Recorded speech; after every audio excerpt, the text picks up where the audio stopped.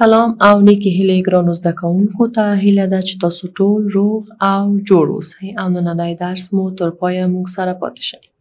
سلام و عرض ادب خدمت تمام شاگردای عزیز. آرزو دارم تمام شما عزیزا دارای صحت کامل باشید. خب شاگردای عزیز، مضمون ما دری است. صنف چهارم، موضوع تود، درس ششم، جلسه 12م. اسم استادتانم راضیه غفوری. ګرانو زده کوونکو، نننی مضمونم دری دی.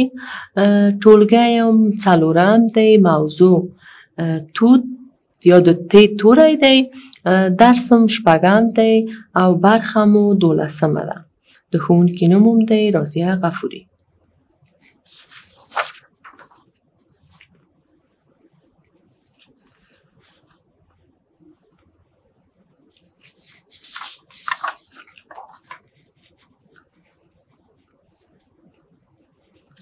ګرانو زده کوونکو، د موږ تاسو ته لوست څه وه؟ اوکې، ته لوستم د پی توری وه چې موږ ویلې د پی توری لکه پنیر، پلار، پیشو.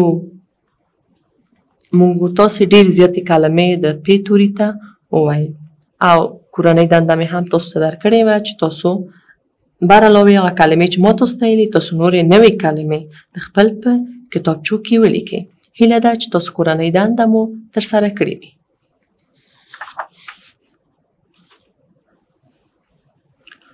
خب شاگردای عزیز، عنوان درس ما شما چی است؟ توت. ت واو ت. توت. یعنی رسیدیم به حرف ت که ت توت.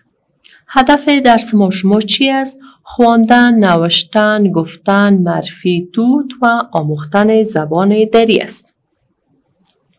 ګرانو زده کوونکو، موږ تاسې د ت توري ته رسیدلي یاستو چې د درس موخه مو لیکل، لوستل، د توت پیژندل او د دری ژبې زده کول دي.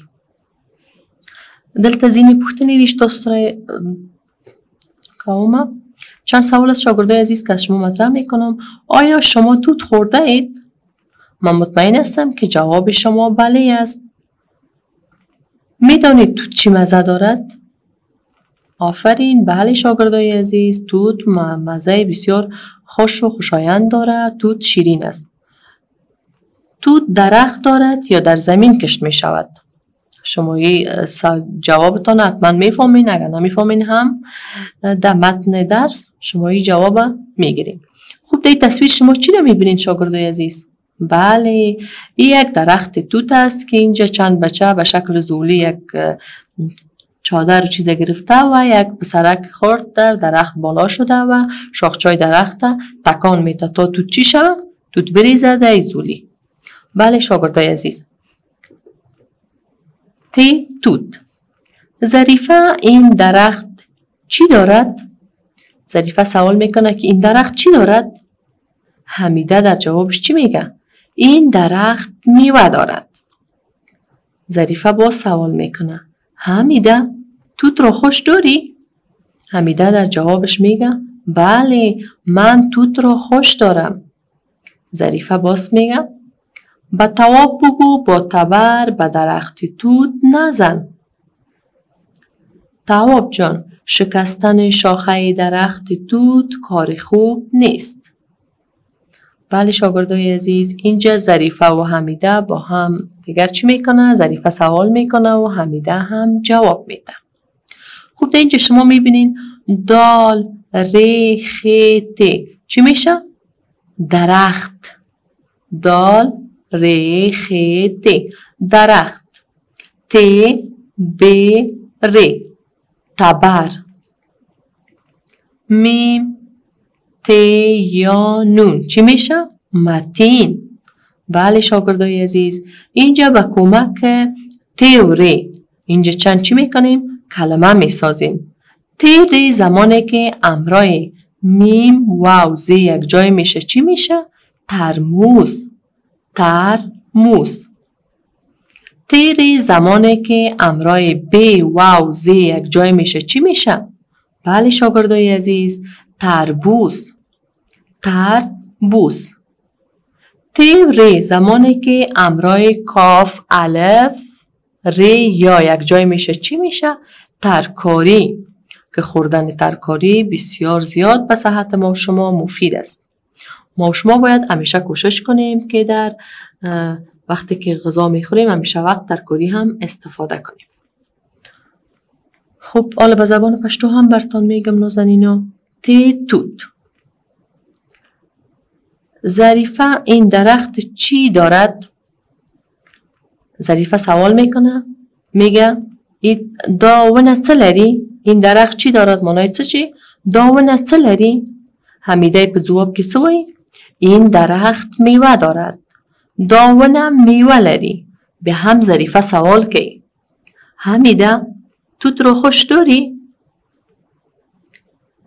حمیده په جواب کې څه وایي؟ بله من توت را خوش دارم. ظریفه بیا هم څه کوي؟ سوال کوي، وای چې به تواب بگو با تبر به درخت توت نزن.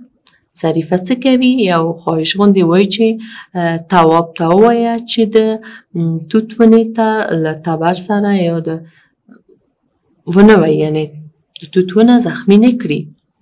تواب جان شکستن شاخه درخت توت کار خوب نیست. تواب جان د ونې ماتول یا شاخچه ماتول هیڅ ښه کار نه دی. موږ باید هیڅ وخت د ونې شاخچې ونشکو. چې دلته ځینې کلمې دي: دال ر خ ت درخت، ت ب ر تبر، مین ت یا نون متین، ت ر میم واو ز ترموز، ترموز، ت ر ب واو ز تربوز، ت ر کاف الف ر یا ترکاری. ورانو زده کوونکو دلته ځینې کلمې دي چې تاسو ته یې زه در ښکاره کړم. دا کلمې څه دي؟ د ت توري ته دي.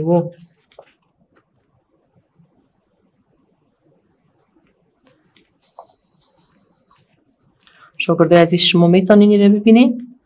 در شروع کلمه هم چی آمده؟ اول ت آمده. ت تمنا. تمنا چی است؟ یک اسم دخترانه است و همچنان یک معنای دیگه هم داره. مثل تمنا آرزو میکنیم، لکه چی مونگا په پښتو کې وایو هیله. تمنا. تهمینه. تهمینه هم څه دی؟ یو ښځینه نوم دی.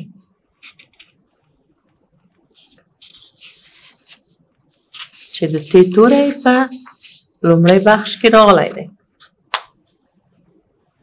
ت تلاش. تلاش یعنی کوشش، هڅه.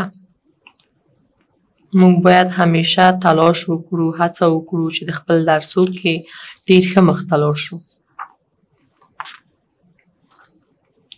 تباشیر. باز هم ت در کدام قسمت کلمه آمده؟ بله در شروع کلمه آمده. تباشیر.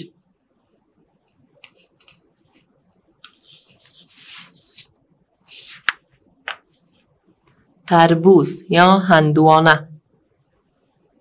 چې دا هم ډیره ګټوره میوه ده. همیشه وخت باید موږ د دې میوې څخه ګټه واخلو. تنبل.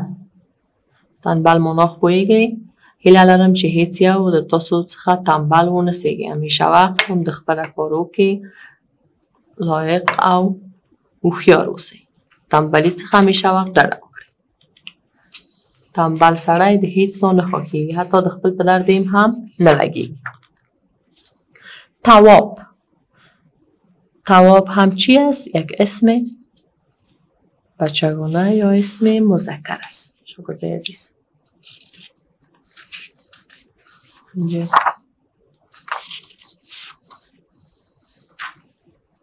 تابلت چې موږ ورته ګولۍ هم وایو په پښتو کې. تاریخ.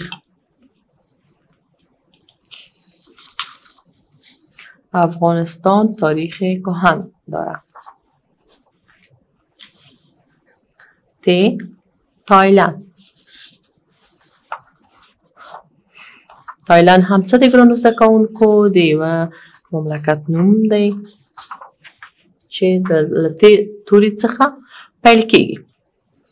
ګرانو زده کوونکو بیا هم تاسو ته د درس په دری او په پښتو یو دفعه وایم، بیا تاسو ته کورنۍ دنده درکامه.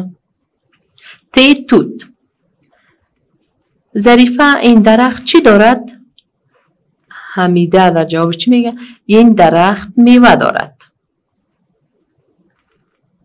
حمیده توت را خوش داری؟ بله من توت را خوش دارم. به تواب بگو با تبر به درخت توت نزن. تواب جان شکستن شاخه درخت توت کار خوب نیست. ګرانو زده کوونکو دا محاوره د ظریفې او حمیدې ترمنځ وه. هیله لرم چې د ده محاورې څخه تاسو یو څه زده کړي وي. دلته یې څه ویلي دي؟ دا ونه څه لري؟ په جواب کې ورته څه ویلي دي؟ دا ونه میوه لري. حمیدې توت دې خوښیږي؟ حمیدې څخه یې سوال کړی دی چې تا توت خوښیږي؟ بله من توت را خوش دارم. حمیدې څه ویلي؟ و د ما توت ډېر خوښیږي. تواب ته ووایه چې له تبر څخه د توت په ونه کې ونه وایي. تواب جان شکستن شاخه درخت توت کار خوب نیست. تواب جانه د توت د ونې شاخچې ماتول ښه کار نه دی. موږ باید د ده کارو څخه همیشه وخت ډډه وکړو. دلته څو لکه دال ری خې ته درخت. درخت معنای څه دی؟ ونه. دلته موږ تاسو وینو اینجا بشر د درخت بالا شده چی میکنه؟ توت میتکانه. دلته دا هلک پر ونه پورته شوی دی او زوله یې نیولې ده تر څو چې څه وکړي؟ توت وسنډي. میم ت یا نون متین. متین.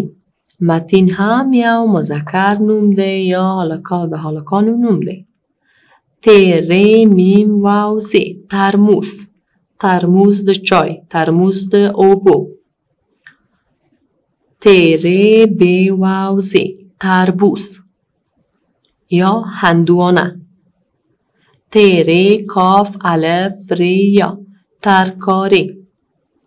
ترکاری چې مونږ همیشه وخت ډوډۍ سره ګډ خورو یا ګټه تنې اخلو چې د مونږ سحر ته ډېر فایده لري.